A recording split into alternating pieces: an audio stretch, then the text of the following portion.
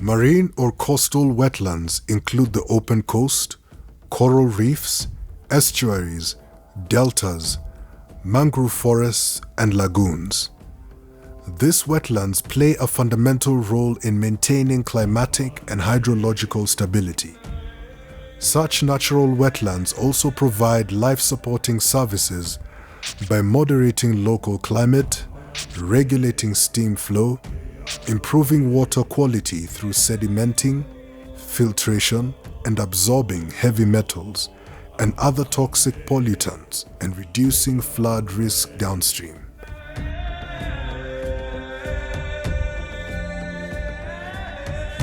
The Tana River Delta, for example, is one of the most important wetlands in Africa, covering an area of about 130,000 hectares of the Kenyan coast between Malindi and Lamu. The Tana River Delta is the second most important estuarine and deltaic ecosystem in East Africa and a key biodiversity area. Hapa tuko Kipini, kama vile unavyoona mto Tana umetoka juu umekuja kuingia kwa bahari, hivyo hapa ndio mahali ambapo mto Tana na bahari zinakutana. Kwa sababu sasa eneo hili ni eneo chepe, unakuta ya kwamba sasa mali asilia ziko nyingi, kwa sababu tuko na wanyama wa majini, tuko na wanyama wale wa msituni, tuko na wanyama wale wanakaa kwa maeneo yale ya jangwa, flood plains. Na pia mchanga wa hapa ni uko na rutuba. Recognition of the Delta as an important bird and biodiversity area as a designated Ramsar site further underscores the ecological importance of this ecosystem. A Ramsar site is a wetland site designated for international importance under the Ramsar Convention. The Tana Delta is important as a source of water for the communities that live within that landscape. It's important in terms of providing food for livestock, drinking water for livestock, grazing area for livestock, because the communities living around the delta are basically pastoralists, the larger population. And of course we also have the farmers. So the delta provides water as a source for the farmland, irrigating the farmland. So eneo hili la Tana Delta ni eneo muhimu sana kiuchumi, kama vile watu wanavyovitumia. Samaki hapa ziko nyingi, tena samaki ni za aina mbili, zile samaki za maji baridi, zile samaki za baharini. Alafu tena ukulima hapa, mchanga ni mzuri, uko na rutuba, hivyo mmea wowote ukilima tayari chakula chako kinakuwa kingi sana. Despite its immense importance, the delta is threatened by resource use conflict between pastoralists, farming, and conservation. Ndiposa unasikia wananchi wa Tana River ni maskini. Sisi hatustahili kuwa maskini, kwa sababu Tana Delta iko na mali asilia nyingi sana, lakini sasa ni kule kuzibadilisha sasa ziwe zinaleta mapato. The Tana Delta and the upstream part of the basin also suffer from deforestation, immigration, wildlife poaching, illegal fishing, and illegal commercial prawn trawling. The local communities are also grappling with unclear land ownership, conflicts over resource use, and insecurity. Mwananchi bado hajaelimishwa jinsi ya kuhifadhi mazingira ili apate hayo mapato. Hivyo hiyo nayo imekuwa ni changamoto kwa mwananchi. Overall, the environmental threats are caused by poor environmental governance and fragmented decision-making. Nature Kenya, an example of the stakeholders involved in the conservation of coastal wetlands, led a collaborative effort of various stakeholders in the development of a Tana River Delta land use plan. At the moment, we have plans in place. We have developed these plans. So moving forward, we need to implement these particular plans that have clear guidelines of what is supposed to be done. For instance, if it's issues to do with agriculture, we need to empower the farmers to implement climate-smart agriculture, because the delta is a very vulnerable place for climate change. Sometimes we have excess water, sometimes we have the delta drying up.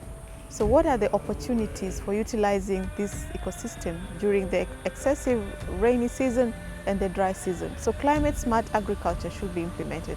The land use plan has since been approved and adopted as a policy by the Lamu County government.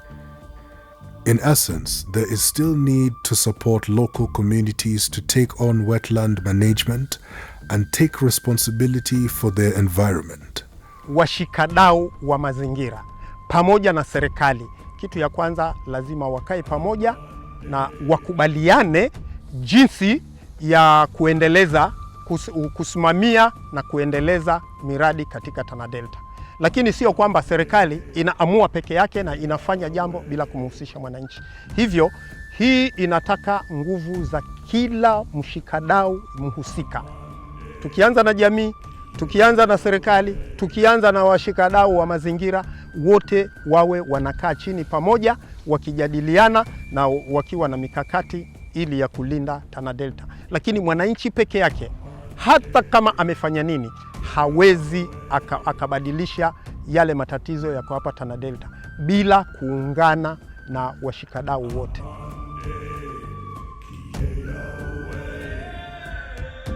Sandy beaches are found all along the coast, and most notably along parts of the coastline dominated by terragenous sediment.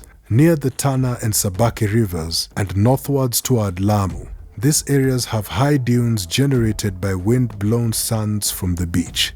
When we talk about sand dunes, we think about the desert sand dunes, but we have sand dunes that develop along the coast because there is sand and there is a weed from the ocean which drives the sand and develop the sand dunes. These sand dunes, some are old, dating to thousands of years, and over time they have been discovered to have some minerals. And these estuarine ecosystems are unique. They have their own spatial biodiversity. If you look at the plant communities there, they are special, they only occur there. Sand dunes support a rich diversity of wildlife and other natural resources. However, because they are at the fringe of land and sea, they become areas of intense economic activity and user conflicts. Unfortunately, today, we are just looking at them as a source of building sand. This is very unfortunate. And as we draw sand from the sand dunes, then we destroy them. We destroy the aquifers. We destroy the vegetation. We destroy, including even species of trees that are known to support butterflies, including those butterflies that we export. They only occur in some dune ecosystems in this coastal region. This have negative impacts on vulnerable species like sea turtles, which spend a critical part of their life cycle on the beaches. Today, we need to put in place special mechanisms to protect the sand dunes, special mechanisms to source for building materials elsewhere so that the dunes can be safe. That all of us together, we can utilize the resources, benefit from them, and enforce the laws that are necessary for that utilization which is sustainable and which is beneficial to all that are interested.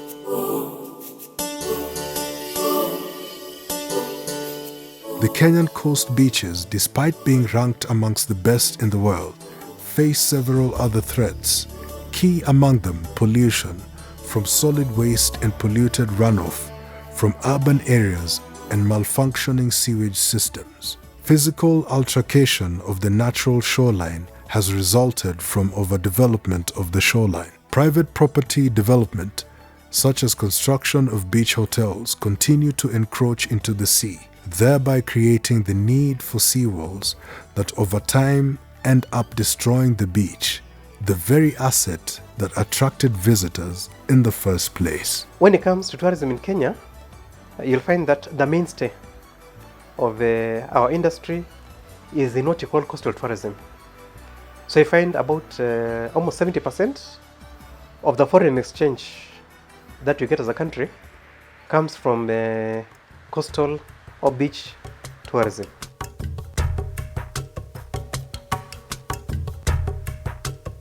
We have major urban settlements within the coastal zone, including towns such as Lamu, Malindi, Kilifi, Mombasa, Diani, and all those are found along the coastline. But you find that out of all these major towns and cities, only Mombasa has a functional wastewater treatment facility in a place called Kipevo. But even that facility of Mombasa caters for only about 20% of the population. So you find that a lot of the waste we have in our urban areas eventually ends up in the ocean. As a county, we have a resident population of about 1.2 million people. But every day we have between 800 to 1 million people coming into Mombasa and getting out. Now for us, all of those are waste generators. Now our estimation is that an individual Mombasa resident or visitor generates about 0.76 kilograms of waste per day. Now if you multiply that by the population, then you add the industrial waste that is generated by the industry we have around, you'll find that we generate about 2,200 tons of waste per day. At the moment, we have the capacity to collect between 1,200 and 1,500 tons. And so that explains why we have still a challenge in waste collection, because there's a bit of waste that we can't reach with our current capacity. Among the sources of water pollution are solid wastes, effluent discharge from hotels and residential areas, oil spills from motorized fishing boats, and brine discharge from salt works, amongst others. The major effects of plastics, especially on the key species that we focus on the sea turtle. The sea turtle, being an endangered wildlife species, tend to feed on these plastics because they assume that this plastic is food, because their main food is the jellyfish. And these plastics, when they are floating in the water, they look like jellyfish. So you find a lot of sea turtles feeding on plastics, actually looking out for plastics to feed on. And that has a health impact on these sea turtles. They block the intestines, and eventually you find the sea turtles weak because they're not able to feed, and sometimes they die. But there have been efforts by the government, including NEMA. I think NEMA has done a very commendable job in spearheading the ban on plastics, what you call the plastic carrier bags and plastic flat bags, all over the country, including in the coast. And since the ban was effected, now going to 2 years ago, there has been a marked improvement in terms of reduction in plastic wastes among our beaches. The Mombasa County Ministry of Environment, in collaboration with the National Environment Authority, have since resorted to alternative waste disposal realms, which plans for more sustainable means. We are exploring opportunities of using some of the community quarries that we have as holding grounds for the waste as we look for the permanent solution. And when we finally land on quarry as our alternative site, we will not be using the model of open dumping that we have been using at Kibarani and Makirunge. What we are going to do is to develop an infrastructure that is very close to the infrastructure that you will find at a landfill. So we will lay the base of the quarry with a membrane that does not permit the leachate to affect the water system. Then we will also overlay the waste with the quarry dust to make sure that there is no foul smell and the waste is not exposed to the scavenging bats. You find that what Singapore does is that all its waste is contained in a central landfill, and then it is incinerated to form energy. So once it's incinerated, the power ends up in the grid for the country itself. And that means in that kind of system, there's no wastage.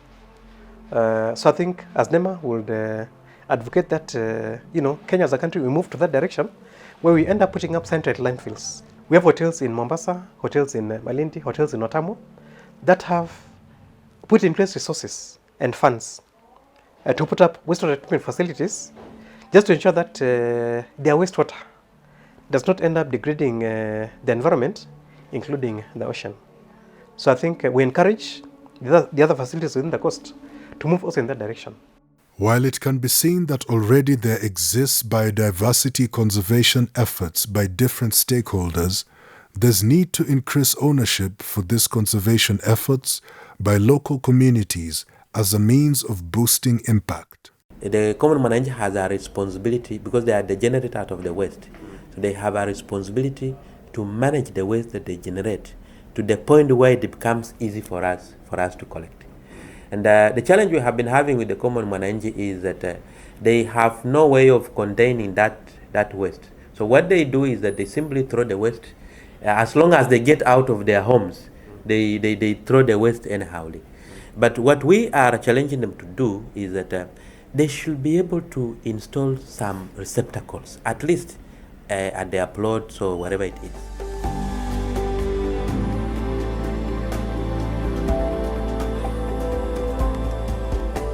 Members of the public, I think our message to them as NEMA is that we want you to be our partners in terms of enhancing management of the environment. I want to mention first of all that when it comes to the coastal and marine resources, these are really your resources. You live with these resources, you interact with them, and you also get your livelihoods from these resources. So you have an obligation to ensure that you conserve them so that they can continue benefiting you also in the future. Everybody has a role in protecting the environment, in protecting nature. This is God-given resource that we are all supposed to protect individually and collectively. For instance, you can keep your environment clean. Don't throw away plastics around your environment. Make sure you use recyclable bags. In your small effort, you are contributing towards protecting the environment.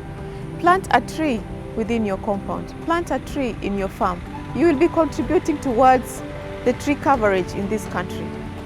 So your small effort is important. As a fisherman, make sure you use sustainable fishing gears. Make sure you do not catch the sea turtles. You will be contributing towards conserving the environment. All of us have a role, and as we play our role, we need to ensure that we increase awareness creation amongst ourselves, amongst our peers, amongst the community that we live in regarding the need to conserve the environment sustainably.